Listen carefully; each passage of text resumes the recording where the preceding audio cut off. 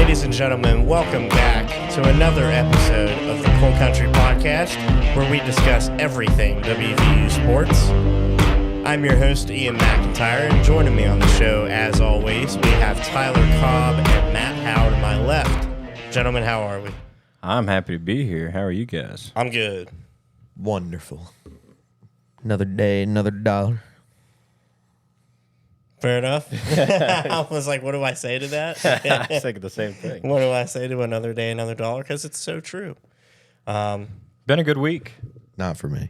Well, it's been a quick week for me. yeah, definitely. It's flown by. But ever since the weekend, after we got over those bad hoops losses, it's been good for the sports.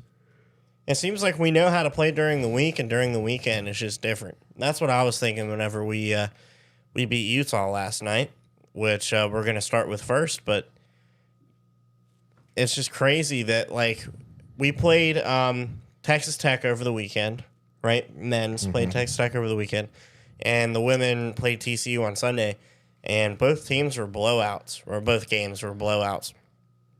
Texas Tech game started good for us, but the TCU game never really started good for us at all. But anyway, looking into the positives, we'll start with the women's game since that just happened last night. We recorded on Thursday. And in JJ Quinerly's final home game, it was senior night. JJ had 38 points, which... And 10 assists, double-double. 10 assists.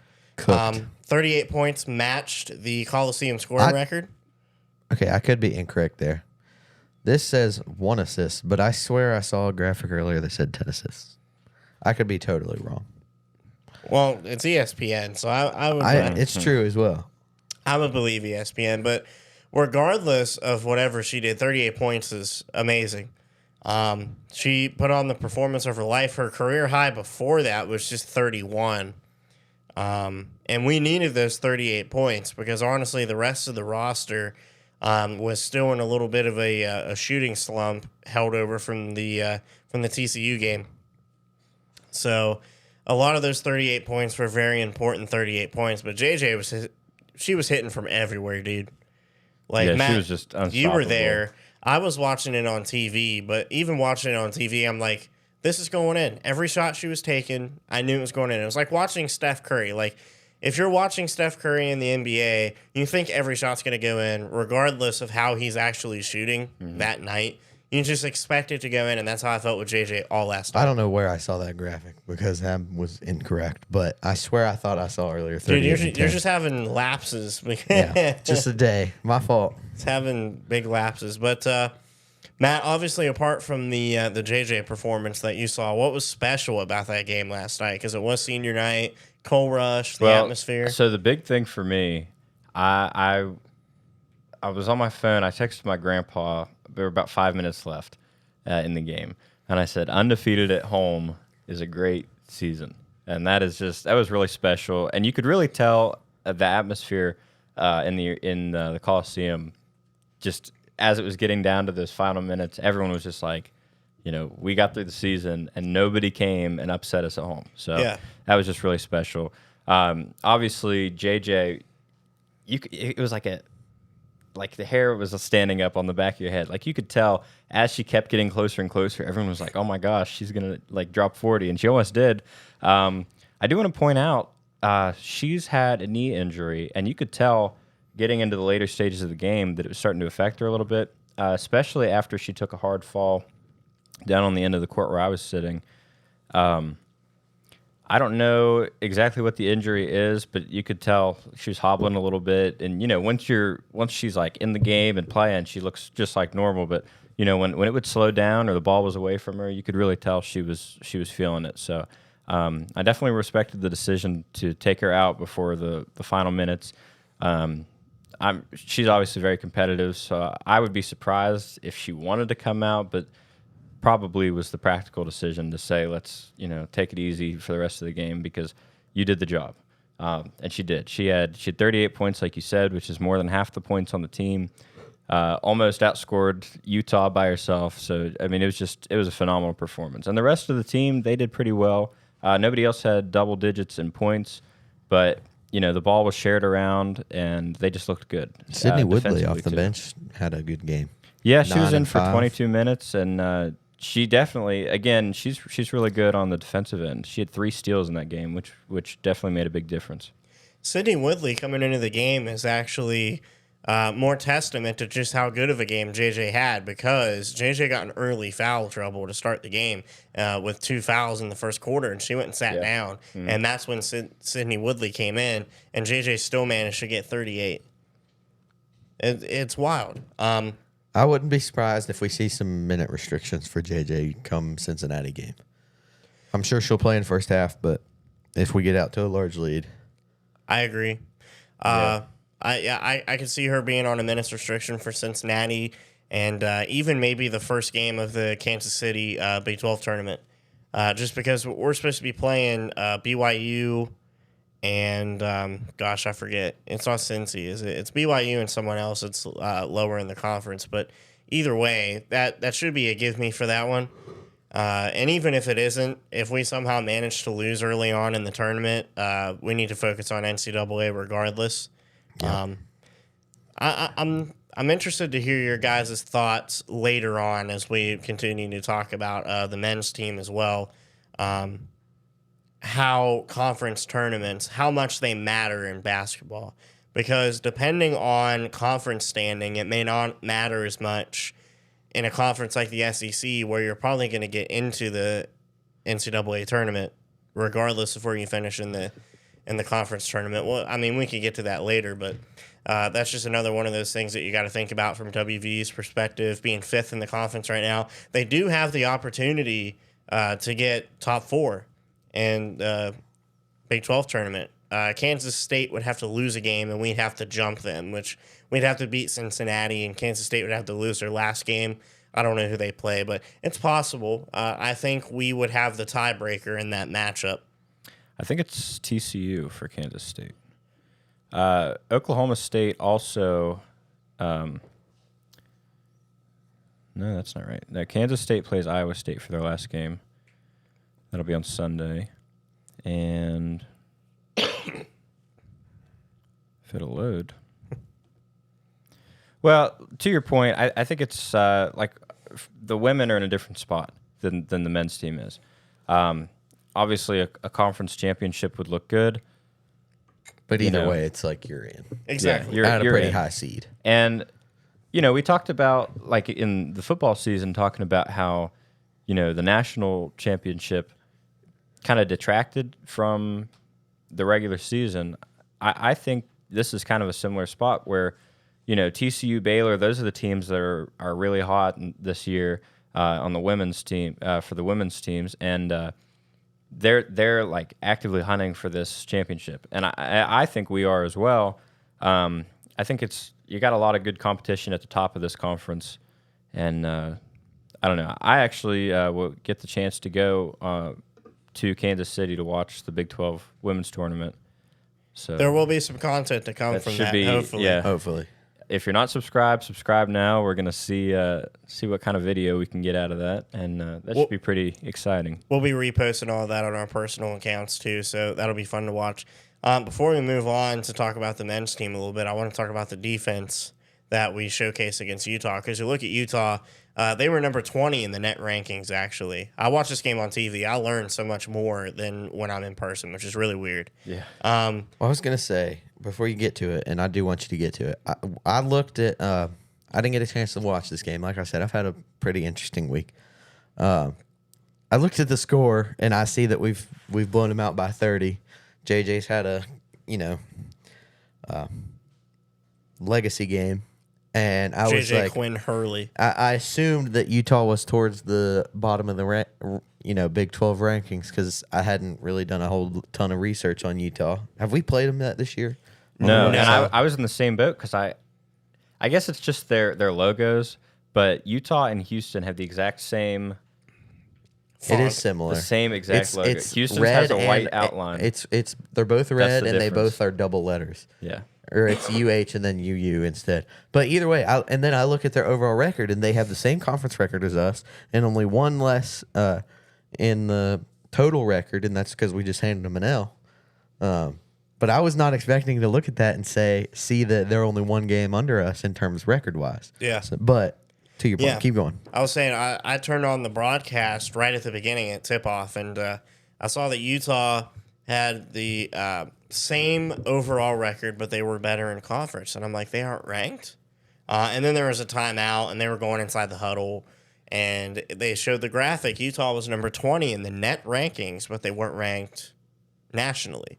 And I thought that was really weird. I'm not sure who all they've played and who all they beat in relation to us or TCU, anyone else who's ranked in our conference. So anyway, Utah was a really good team to showcase everything that we had, and I think we did a really good job of that, especially on defense, forcing a lot of turnovers, creating a lot of fast break opportunities. There's that highlight with Jordan Harrison driving to the basket and then just doing a quick behind the back flick to JJ for a layup. And that perfectly encapsulated our defense last night.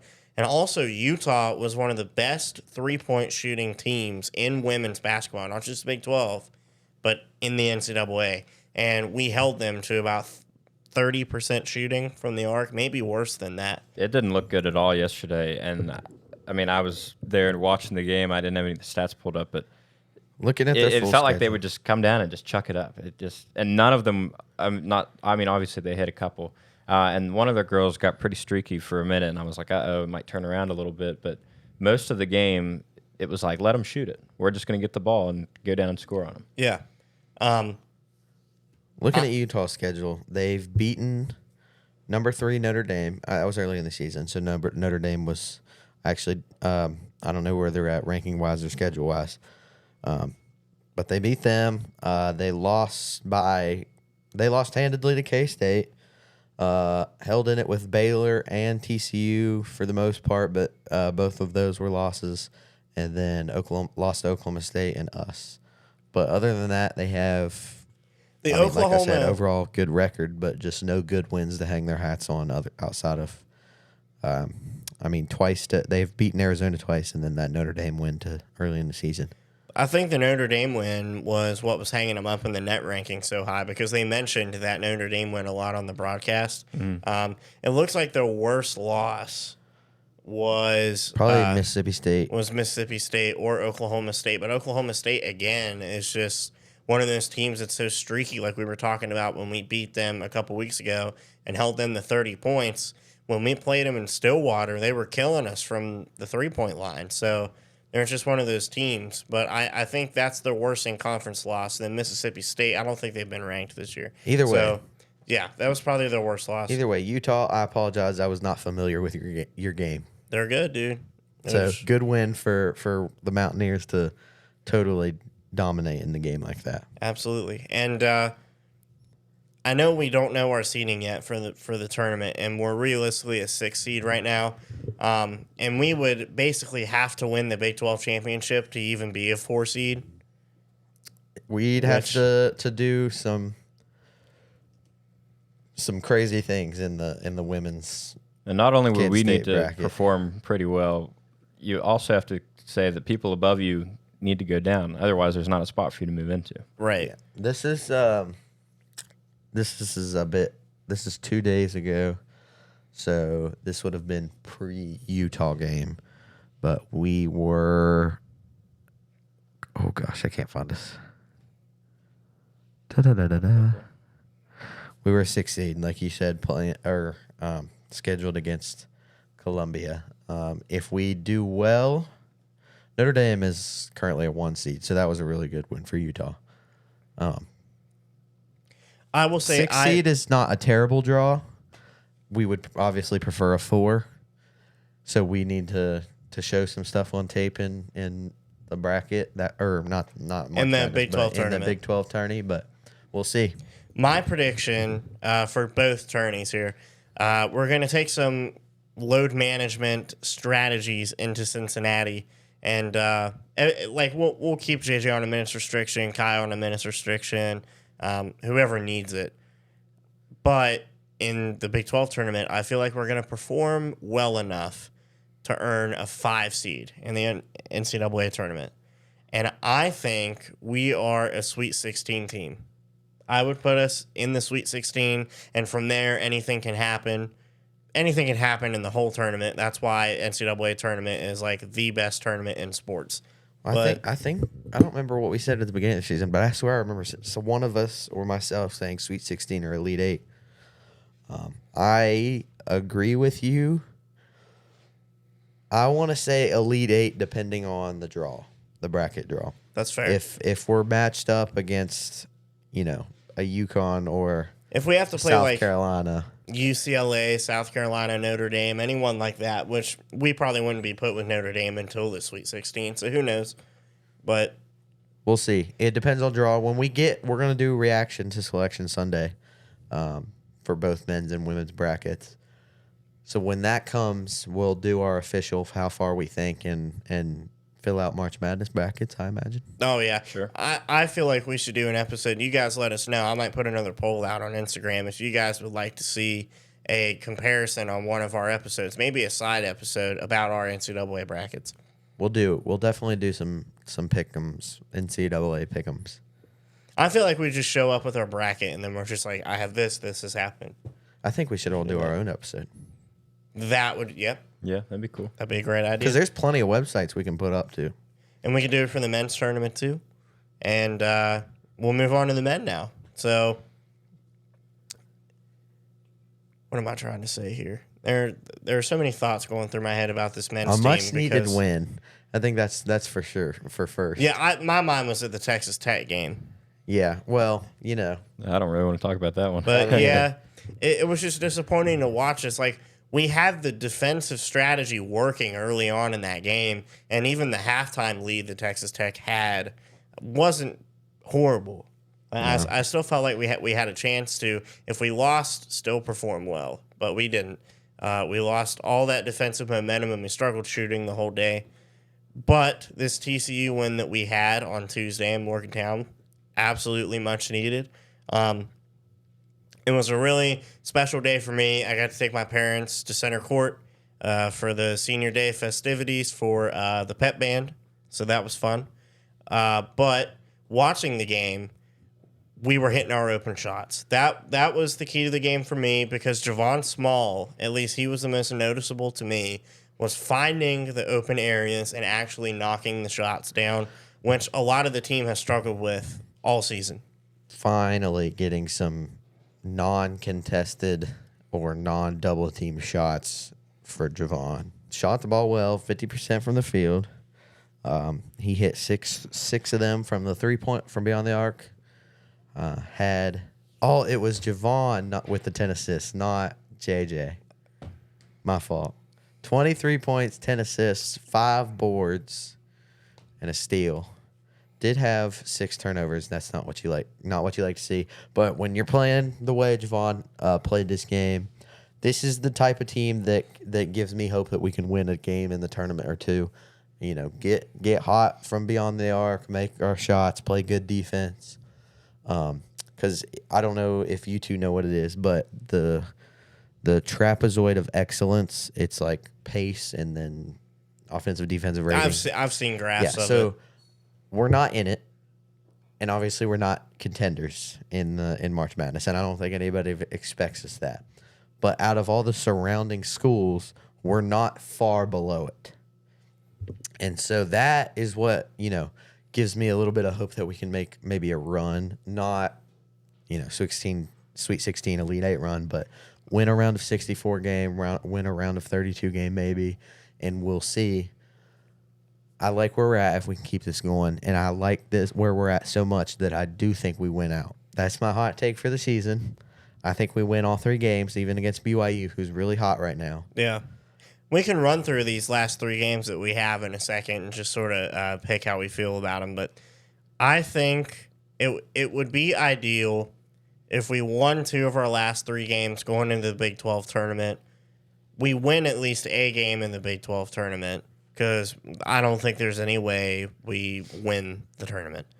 And then we go to NCAA and we figure out what our seeding is, which, if you think the girls' seeding is up in the air, no one has any idea what's going on with this men's team seeding. Right now, Joe Lenardi, I apologize if I'm Joe Lunardi. Yeah. I believe that's how it's He has us as a 9. pronounced. Yeah, he's got us as at 9. Joe Lunardi has us as a 9.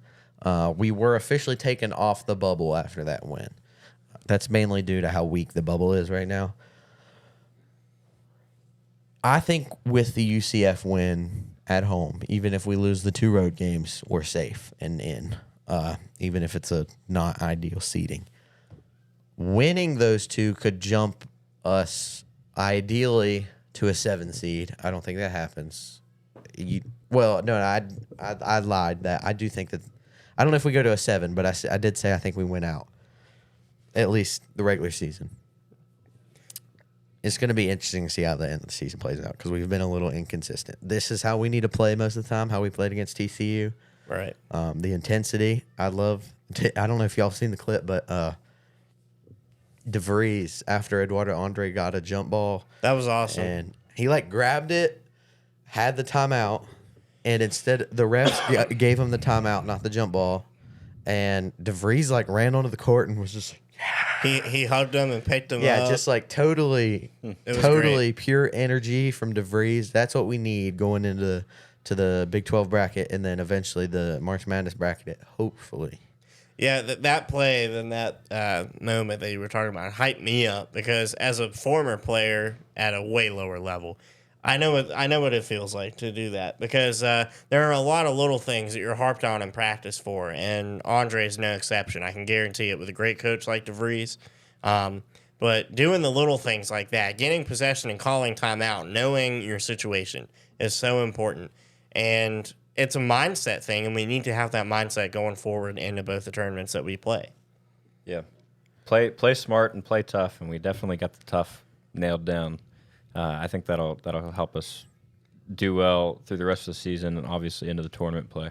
I like what you said about playing smart because it is when I feel like it does fluctuate. We play smart sometimes, and then we play dumb sometimes. Not to use.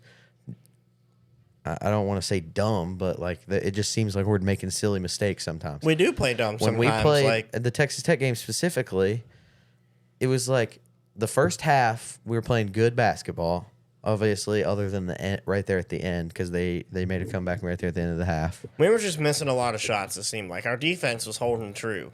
Yeah, the end of the second half was just we were missing shots and they got streaky, but then the second half. Have I been saying the end of the second half? I don't know. I'm sorry. End of the first half, we were just missing shots and they got a little streaky. But then the second half came and it was like we were making dumb mistakes. We were not getting open. We weren't playing great defense. We weren't helping on defense. We were committing dumb fouls. I mean, it was just we were not playing smart basketball. So in transition to TCU, you play good, smart, tough, fast basketball, and you can win games. So down the stretch here, you need to play good, smart basketball. Yeah, I think one of the telltale signs to me that when we're playing a bad brand of basketball is when we're setting, say we have a half-court possession, and there's 20 seconds on the shot clock. Javon has the ball. We're setting on-ball screens, and it's not getting him open. He's getting trapped, and he has to pass it back out to Andre or Hansberry, who then has to swing it and create an on-ball screen by standing there back to Javon or Sincere or whoever's on the court. And when we know that the on-ball screen's not working, we try to set off-ball screens on the weak side. And then when those don't work, we run out of ideas. And every time that happens, there's 7 seconds left on the shot clock, and every single player on offense is standing outside of the three-point line. When we aren't hitting our shots or not creating space to get open shots, our players get frustrated. The guys get frustrated. And they get tired, too, which is why I was saying, they'll all just stand behind the three-point line, and they won't want to move because they've already tried to set off-ball screens. Nobody's gotten open. They don't want to go set an on-ball screen because they don't want to ISO in that situation. So it just screws us up, and then most of the time we end up taking a shot clock violation. It's rough. We got to find something better on offense. Obviously, this game was better, especially with Javon Small. Yesufu provided a spark off the bench. And then I want to say Sincere Harris, he gives when the team is down a little bit or we've slowed down a little bit, it takes one big play from him, and it's like the energy is sparked back into the room. There has been some games where he's like almost a liability on offense. You know, we've seen him go in and take silly layups. Oh, right. Yeah. But on defense, he'll lock you down full court. From baseline to baseline, he's locked in on defense. And if he makes one good play, gets the crowd and the team back into it, that's all it takes. Dude, on all of our successful Mountaineers teams, we've always had a guy like that. Like right now for us, it's Sincere Harris, who plays that type of defense and gets us hype. Before, it was Gabe Osaboyan. Yeah. Right, and a guy that always comes to my mind when I was a kid watching basketball was Nate Adrian. Nate Adrian was a center who played like a Dennis Rodman type guy and had all the athletic ability, and he brought the energy. And that's one of the most important things that we need to have. And I was going to say, this TCU win to me is an excellent example of coaching. Yep. Almost flawless, besides a few open layups and a few runs that we allowed. It was a great coaching showcase, and DeVries brings the energy. It is fantastic to have a coach like him who brings that dynamic. And it's not just Sincere Harris either, although he's the main guy. You know, we have KJ Tenner does that. Javon does that from time to time. Like, we have a wide variety of it, and we need to carry that momentum into the final games and into the Big 12 tournament. This is the correct time to be doing it. Yep. So let's hope we can get hot down the stretch. We got back-to-back Utah road games. It's going to be tough playing in the mountains on the road back-to-back, but I think we at least pull off one. You said before we started that you think we win BYU, but then Eilert gets a little bit of revenge. Yeah, if you guys don't know, which I'm sure you do know, Josh Eilert was named the interim head coach of the Utes, and it's going to be interesting playing him again to see if he can, if he knows anything that DeVries has implemented, if anything has stayed behind from where he was in our system. Like, who knows? I saw a meme that said, "I don't find head coaching jobs find me." Dude. I don't know. It's going to be interesting to play against him. I think it'll be fun either way. There are going to be a lot of Mountaineer fans tuning into that game, at least the ones that are deeply following us. So let's go through the games just now real quick. Before the Big 12 tournament starts, we'll look at BYU. I say the Mountaineers pull off the upset here. BYU, ranked number 25. They just entered the AP poll this week. Really, really good three-point shooting team. They displayed that when they beat us in the Coliseum. Yep. I think that they aren't going to be as hot when we play them this I agree. time. They've been too hot for too many games in a row, is my opinion. They've and they had a close call yesterday against Arizona State. Down the stretch, they pulled it out, but they had a close one. I think they finally lose one. They've either got a 5-game winning streak or a couple more. Yep, 5-game winning streak. So I think they finally drop one here against the Mountaineers. If we're dropping them against Arizona State, they're going to drop one against us. That's my thought process. Yeah, It could I certainly happen. like the upset, but I think that's our toughest game. It by left. far is. So Utah? For the Utah game? Yep. That's a tough one to call. I would pick the Mountaineers again for that. Well, I don't know. You don't trust your gut because before we started recording, you thought I don't know.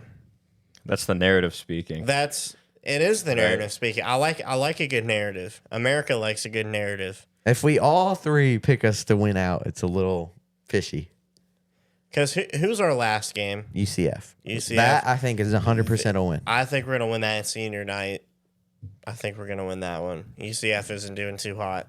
Most people say we win UCF and we drop these two road games. I think my gut's telling me Utah's gonna win. So at the very least, I think we split the Utah games and win at home. I agree with that. But I'm picking us to go all three.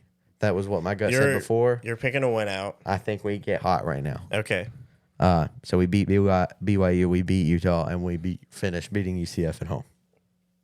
How? I think we split them. I think we lose to BYU. I would like the upset win, and I think ESPN had it like we have a 25% chance to win. I think it's closer than that.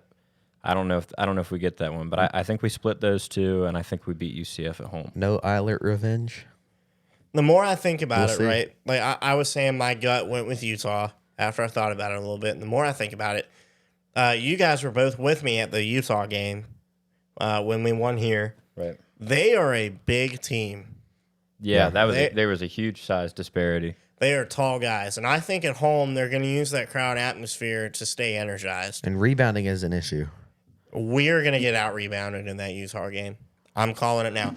Just like I called BYU is going to underperform from the three-point line against us, we're going to get out-rebounded. You know what? If we don't win all three, I like what you're saying. Yeah. That BYU simply just is not hitting their shots, so we've pulled the upset against them. But then Utah, even if we might be the better team, they're just bigger at home. They are. And rebounding has been an issue throughout the season. So I like what you're saying. Eilert, whenever he coached here, at least stressed a lot of rebounding. Whenever we listened into some of his huddles and broadcasts last year, I remember watching back where he would talk about boxing out rebounding. Eilert's a big guy himself, and when he played ball, that was kind of his role. So We'll see. Before we move on, there's the last thing I want to talk about with the men's team, and that is the Darren DeVries to Iowa rumors. I saw like one article that said he was primed to be the next head coach of Iowa. I'm not really sure where that came from. Couple different resources have him as the number one pick to be the next Iowa head coach. I'm not worried. I'd give it like a 70-30. He stays, he goes. Maybe even higher than that on the he stays. I don't think he would leave after 1 year trying to build something here, especially because he does have Tucker next year. So I'm going to say that he stays here at least a couple more years.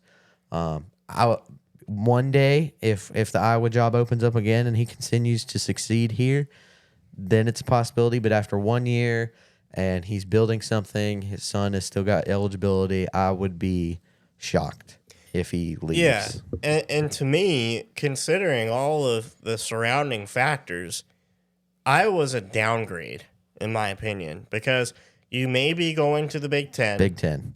Anything if you're going to the Big Ten or the SEC is an upgrade. Right. You may be going to the Big Ten, but the school overall, athletically and historically, has not been successful as we have. Well, Put it out I would there. argue you can't look at it through that lens. Well, Money talks. Well, I know money talks. Like West Virginia to Vanderbilt in football might be a downgrade, but Vanderbilt has something on their chest that West Virginia doesn't, and that's the SEC patch. But it's a ridiculous notion to me that college sports has become that. That's sort of Well, where, I don't disagree, but that's just the reality we live in. But then also, Unfortunately. you consider Tucker, like you were saying. I'm pretty sure Tucker wants to stay and finish his time next year in a Mountaineer uniform. And then you consider Ren Baker. Like, Ren Baker is one of the best ADs in the NCAA. No doubt about it. Period. And I am sure that Ren is going to find a way that if these rumors actually have any substance at all, to keep DeVries. So I'm not worried about it either. I would be very, very surprised if he's in Iowa next year. So we can move on after that. I just wanted to reassure the viewers we have that may or may not be worried that he may go to Iowa. I doubt it. Yeah, I'm glad you talked about that a little bit, because I didn't think it meant anything, but if it's been going There's around, been a couple reports. So if it's been going around, all the links are in our description. So go take a look, and I think that's going to wrap it up for us. So from me, from Tyler, and from Matt, see you on the next episode. Goodbye, America.